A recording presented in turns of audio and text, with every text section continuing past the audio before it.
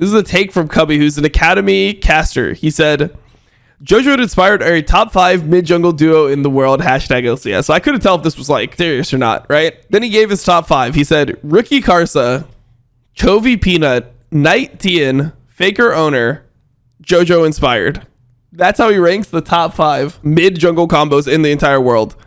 I just think, I mean, obviously, like, JoJo Inspired over Caps Jaegos, even though they got on by them 6 games, like, that's pretty crazy, right? So I couldn't tell if he was trolling, so I was just, like, I was kind of going with it. But as I started, like, talking to him, like, I don't know if he's just, like, one of the most advanced trolls I've ever met, or he actually is just an idiot. I can't tell, right? Because, like, you'd think that it's like, oh, well, it's probably a meme take. He said, if EG meet G2 at Worlds, let's make a bet. I said, okay, my guy, you have JoJo Inspired over Kanavi and Gao. Then he said they asked for a hot take, which is like, oh, wait, are you serious? I mean, a hot take is in something you believe in or just random bullshit? He said, since I used current form earlier, yes, Kanavi and Yagao are stronger. Don't have faith in them come playoffs. Kanavi full clear king will be punished. Inspired and JoJo are the best mid-jungle duo since season 4 from NA and deserve international recognition for their play. So at this point, I'm like, oh, wait, so I don't even understand what he's saying, because he's like, okay, well, yes, Kanavi and Yagao are stronger right now. I mean, if you watch LPL, you like Kanavi and Yagao are competing for like one of the best mid-jungle combos in the entire world. JoJo and Inspired were the 4th best mid-jungle at MSI. Doesn't include the rest of the LPL or LCK teams. Just at MSI, they were 4th best. Okay, let's continue. Then I just respond, I'm like, this doesn't mean anything, whatever. Where does the thread continue? And then this is my actual take. If you think that JoJo and Inspired are a top 5 mid-jungle in the entire world, then you must think that the rest of EG suck. You must think that the rest of EG are so terrible. You must think Impact is dog. You must think that Danny is one of the worst ADs in the history. Like, you know how bad the rest of EG would have to be to have their level of performance with one of the best mid jungles in the entire world, because mid jungle is so important in competitive play. Like, if you think about what a good mid jungle is able to do, how much pressure they're going to have in the game, like, you could normally place terrible side laners with a good mid jungle and they'll perform.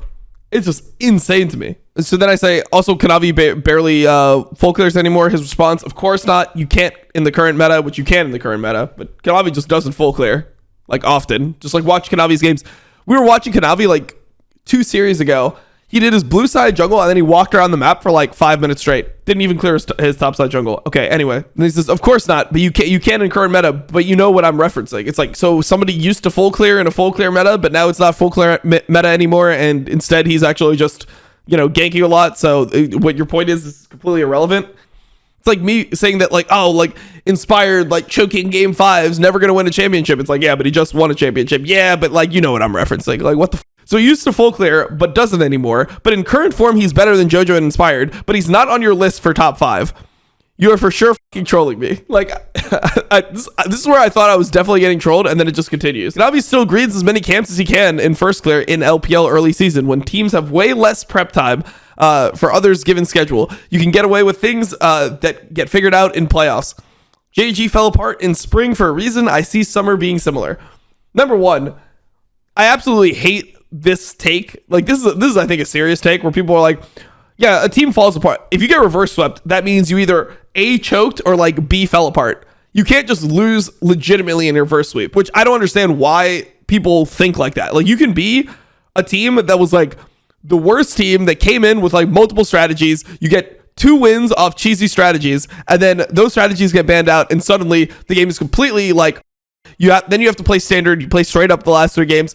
Your last strategies are not working. You don't have the agency to actually win. You're just worst team and you lose. That's a possibility. There's almost an endless way that you could lose like 5 games getting reverse swept by not actually just falling apart. Like, falling apart, I don't know. I feel like this is how the league community always judges series. Like, if it's a 2-3, if it's 2-3 reverse sweep, it automatically means that the team with 2 wins fell apart. If there's a 5-game series, it automatically means that it was a close series. I don't know. The idea that those things are like, that you just ignore everything that happens in the game and you just say, well, yeah, they fell apart. They had a lead in the series and then they lost. They fell apart. I don't know. It just makes no sense to me. I hate that type of narrative because I think it's so disingenuous. Okay, so that was one situation, right? What happens if the better team comes out and they're playing like and they're like choking in the first 2 games. What happens if you're playing at your level, you're playing at your peak level coming in, you're an underdog, you win the first 2 games, close games, and the team that is the favorite is choking all over the place. You get a Baron steal, you get whatever happened. Like you're just stealing wins because the other team is nervous. And then game 3, they go backstage, they actually hone in, they focus, they like blow off some steam, they stop feeling as nervous, and then they just beat you straight up. They start playing like themselves and they just beat you straight up. Does that mean that the other team fell apart?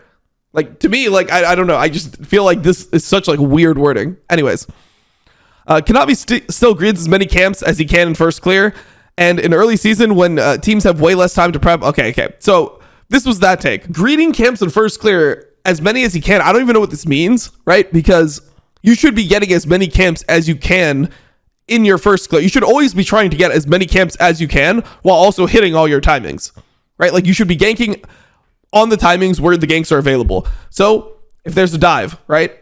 If there's a dive timer, your team stacks a bunch of waves, you have to be there. You should get as many camps as possible before you do that dive.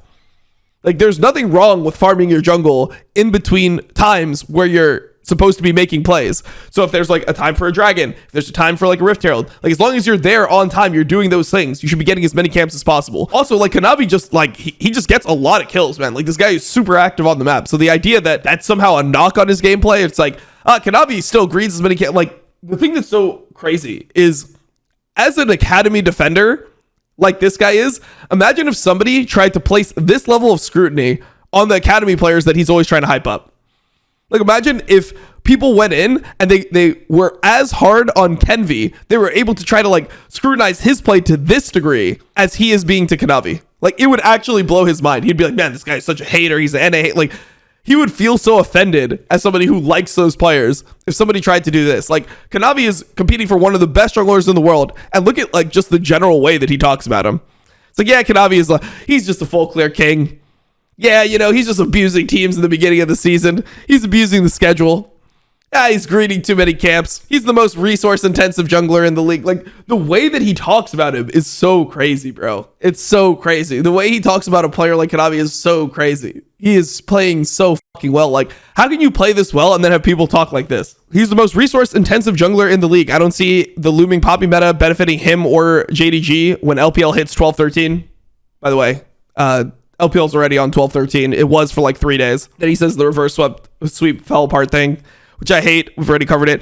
Then he said, not to mention missing is in the support pool. What?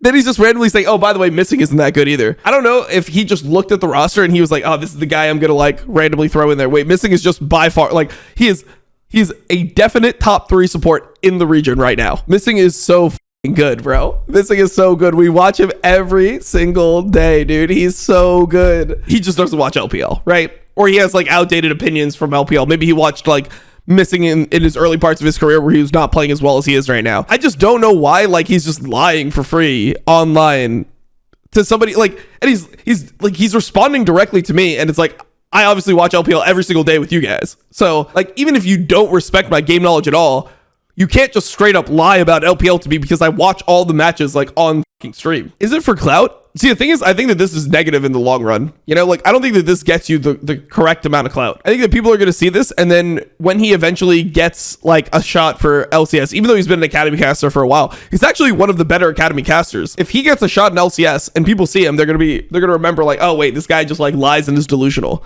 Like this doesn't actually get you positive clout. I don't think that that's a thing. I don't think that you just tweet out a bunch of like random bullshit that's like this wrong in the league space and then suddenly you generate a ton of like clout off of it. Like I don't think Freak doing his like fake stats bullshit actually gave him clout.